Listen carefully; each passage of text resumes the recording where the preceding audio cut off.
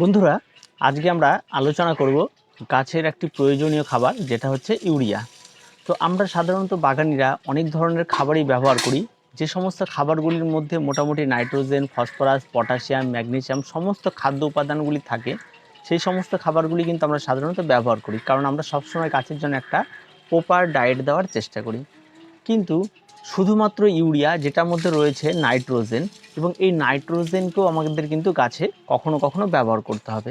এবার কখন কখন এই নাইট্রোজেন আমরা ব্যবহার করব, তা কী পরিমাণে ব্যবহার করব এবং কোন ধরনের নাইট্রোজেন আমরা ব্যবহার করব, এবং এই ব্যবহার করলে আমাদের গাছে কি বেনিফিট রয়েছে এবং অতিরিক্ত ব্যবহারে তার কি ক্ষতিকারক দিক রয়েছে, তার সমস্ত বিষয় নিয়ে আজকে বিস্তারিত আলোচনা। তো পুরো ভিডিওটি স্কিপ না করে দেখতে থাকুন। বন্ধুরা, সবার প্রথমে আসি ইউরিয়ার প্রকারভেদ। বর্তমান বাজারে কিন্তু ইউরিয়া দু রকমের পাওয়া যায়। একটা হচ্ছে দানাদার, যেটা আপনারা দেখতে পাচ্ছেন স্ক্রিনে, সেটি, আরেকটি রয়েছে লিকুইড। তো এই দু ধরনের পাওয়া যায়। দুটোর কাজ কি? দুটোর মধ্যে প্রচুর পরিমাণে ভরপুর নাইট্রোজেন রয়েছে, এবং তার সঙ্গে সঙ্গে যেটি দানাদার রয়েছে সেটা সাধারণত চাষের জমিতে ছিটিয়ে দেওয়া হয়, মাটির জন্য ব্যবহার করা হয়। আর যেটি লিকুইড রয়েছে সেটা সাধারণত জলে গুলে স্প্রে করা হয়। এবার আমরা বাগানিরা সাধারণত এই সমস্ত সারের ব্যবহারের ক্ষেত্রে কি করব। যখন আপনি আপনার গাছকে দেখবেন, কোনো একটি গাছকে আপনি যখন প্রপার ডায়েট দিচ্ছেন, তারপরে যখন বেড়ে উঠছে না বা গাছটি আপনার সঠিক সময়ে সঠিক দৈর্ঘ্য বৃদ্ধি পাচ্ছে না, তখন আপনারা এই ইউরিয়ার ব্যবহার করতে পারবেন। এবং এই ইউরিয়ার শুধু একটা ব্যবহার না, অনেকগুলি ব্যবহার থেকে আপনারা মুক্তি পাবেন। প্রথম যে ব্যবহারটি, আপনারা যদি কোনো গাছ আপনার দীর্ঘদিন একই জায়গায় স্টে হয়ে থাকে, কোনো রকম তার বৃদ্ধি নেই, কোনো কিছু নেই, তবে সেখানে আপনারা প্রয়োগ করতে পারেন। দ্বিতীয়ত, আপনার কোনো একটি গাছ দীর্ঘদিন ধরে টবে রয়েছে এবং যার ফলে গাছের পাতার দৈর্ঘ্য ছোট হয়ে এসছে, এবং এই পাতার দৈর্ঘ্য ছোট হওয়ার জন্য গাছের পাতা ঝরে যাওয়া বা খাবার কম হয়ে যাওয়া, এই সমস্ত সমস্যাগুলি দেখা যায়। সেই সমস্ত গাছে কিন্তু যদি আপনারা এই নাইট্রোজেনের ব্যবহার করেন, তাহলে কিন্তু এই পাতার দৈর্ঘ্য বৃদ্ধি পায়, যার ফলে কিন্তু গাছ প্রচুর পরিমাণে খাবার তৈরি করতে পারে এবং গাছটি আরও সুন্দরভাবে হেসে খেলে সুস্থ সবলভাবে বেড়ে উঠতে পারে। তারপরে যে বিষয়টি রয়েছে সেটাও আপনাকে খেয়াল রাখতে হবে। আমরা যখন শীতের ফুল করি, সেই সময় এই মরশুমি ফুলগুলির ক্ষেত্রে আপনারা যখন দেখবেন এই গাছটিকে আপনারা খুব ছোট্ট অবস্থায় লাগিয়ে দেবেন, ঠিক গাছের বয়স যখন 21 দিন বা 22 দিন হয়, সেখানে যেখানে টবটি ভরে যাওয়ার কথা বা গাছটি একই রকম রয়ে গেছে, এরকম সিচুয়েশনেও আপনারা এই ইউরিয়াটা ব্যবহার করতে পারবেন। তবে অবশ্যই এই সমস্ত ইউরিয়াগুলি ব্যবহারের একটা নির্দিষ্ট পরিমাণ রয়েছে, এবং পরিমাণের বাইরে গেলে কিন্তু হবে না, তার কিন্তু ক্ষতিকারক দিক রয়েছে। তো চলুন এবার আমরা জেনে নিই এই ইউরিয়াটা আমরা ছাদ বাগানে কতটা পরিমাণ ব্যবহার করতে পারবো। সবার প্রথমে বলি যে ইউরিয়া ছাদ বাগানে ব্যবহার করার জন্য আপনাদের কিন্তু দানাদার ইউরিয়া সরাসরি মাটিতে প্রয়োগ না করে আপনারা সেটাকে জলে গুলে নিন। 1 লিটার জলে আপনারা 10 গ্রাম মতো ইউরিয়া গুলে নিন। গুলে নেওয়ার পরে সেই জলটা যে রয়েছে, সেই জলটার আপনারা 100 ml এর বেশি কিন্তু আপনারা ব্যবহার করবেন না। 100 ml একটা 10 ইঞ্চি টবের জন্য। এবার যদি আপনার চারা গাছ খুব ছোট হয়, তাহলে কিন্তু অবশ্যই সেখানে 10 ml আপনারা ব্যবহার করবেন। এই জিনিসগুলি কিন্তু খেয়াল রাখতে হবে। যদি ছোট চারা গাছের বয়স যদি সবে 21 হয়, তাহলে সেক্ষেত্রে কিন্তু 10 ml। এবার চারা গাছটি অনেক বড় হয়ে গেছে, সেক্ষেত্রে কিন্তু তার 10 ml ব্যবহার করা যেতে পারে। ঠিক আছে, আরেকবার বলছি যে যখন চারার বয়স 21 দিন, তখন এক একটি গাছের জন্য যে লিকুইডটি তৈরি করা হলো সেটা আপনাদের 10 ml করে ব্যবহার করতে হবে। এটা কিন্তু মাথায় রেখে ব্যবহার করতে হবে, এবং 10 ml এর একটু কম বা বেশি হলে তাতে কোনো রকম কোনো ক্ষতি নেই, তবে চেষ্টা করবেন 10 ml রাখার। এবার আমরা যখন ব্যবহার করব, তার আগে কিছু নিয়ম রয়েছে। যখন আপনারা গাছে ব্যবহার করবেন, তখন গাছের গোড়াতে আপনারা আগের দিন বেশি করে জল দিয়ে দেবেন, যাতে জলটি অনেক টাইম থাকে।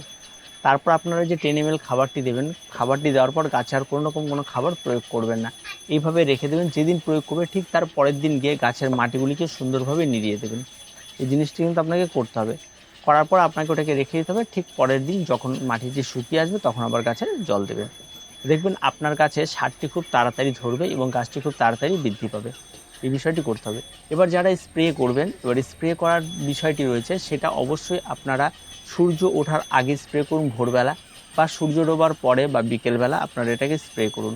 এবং স্প্রেটার পরিমাণটা আপনারা যখন কোনো লিকুইড ফার্টিলাইজার নেবেন, তখন অবশ্যই আপনারা সেই দোকান থেকে ওই গাইডটা মেনে নেবেন। তবু আমি বলে দিচ্ছি, 1 লিটার জলে আপনারা 1 ml গুলে নেবেন, গুলে নিয়ে সেটা অনেকগুলি গাছে স্প্রে করতে পারবেন। ঠিক আছে, তো এটা পাতায় যেহেতু স্প্রে করা হয়, তাই এর পরিমাণটা কিন্তু অতিরিক্ত দেওয়া মোটেও ভালো না, সামান্য পরিমাণ দেওয়া। এবার যদি কোনো কারণবশত যদি আমরা দেখি যে কড়া রোদ রয়েছে, তার মধ্যে স্প্রেগুলি করে দিয়েছি, যদি পরিমাণ ঠিক থাকে তো কোনো ব্যাপার নেই, সেরকম খুব একটা ক্ষতি হয় না, কিন্তু পরিমাণটা যদি ওভারডোজ হয়ে যায় তাহলে সেক্ষেত্রে কিন্তু গাছের পাতাগুলি নষ্ট হয়ে যেতে পারে। দ্বিতীয়ত, গাছের যে সমস্ত গাছগুলি ফুল আসার সম্ভাবনা থাকে সেই সমস্ত গাছগুলি ফুল আসার সম্ভাবনাটাও হারিয়ে যায়। তার প্রথম কারণ হচ্ছে মাথা মোটা হয়ে যায়। যেমন চন্দ্রমল্লিকা বা সিজনাল ফ্লাওয়ার যেগুলো আছে সেগুলি যদি কোনো কারণে মাথা মোটা হয়ে যায় তাহলে তাদের কিন্তু আর ফুল পাওয়া যায় না। তার জন্য এই ইউরিয়া যদি লিকুইড ফার্টিলাইজার আমরা স্প্রে করে দিই তাহলে সেক্ষেত্রে কিন্তু এই গাছের মাথা মোটা রোগটি কিন্তু দেখা দিতে পারে। এটাকে যেহেতু ফুল আসবে না তাহলে সেটা আমি রোগই ধরে নিলাম, তো এই রোগটি কিন্তু দেখা দেবে। তাই অবশ্যই আপনারা যখন ব্যবহার করবেন তার সম্পূর্ণ গাইডলাইনগুলি মেনে তারপরে আপনারা এগুলিকে ব্যবহার করবেন। এবার সর্বশেষে আসি যে এই ইউরিয়া ব্যবহার করার জন্য আমাদের ছাদ বাগানীদের কী কী ক্ষতি হতে পারে বা কী কী ভালো বেনিফিট হতে পারে।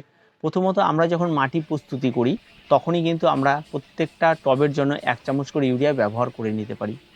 এবার শীতের মাটি প্রস্তুতি নিয়ে আমি ভিডিওটি খুব তাড়াতাড়ি দিয়ে দেবো, কারণ সময় হয়ে গেছে শীতের। তার কীভাবে মাটি প্রস্তুতি করবেন তার সমস্ত বিষয় নিয়ে, এবং দুরকমভাবে দেবো। একটা হচ্ছে সম্পূর্ণ অর্গানিকভাবে কীভাবে মাটি তৈরি করবেন, আর একটা সম্পূর্ণ রাসায়নিকভাবে সার দিয়ে কীভাবে মাটি প্রস্তুত করবেন, তার দুটোই আমি খুব তাড়াতাড়ি আপলোড করে দেবো, কারণ সময় হয়ে গেছে, আর দেরি নেই।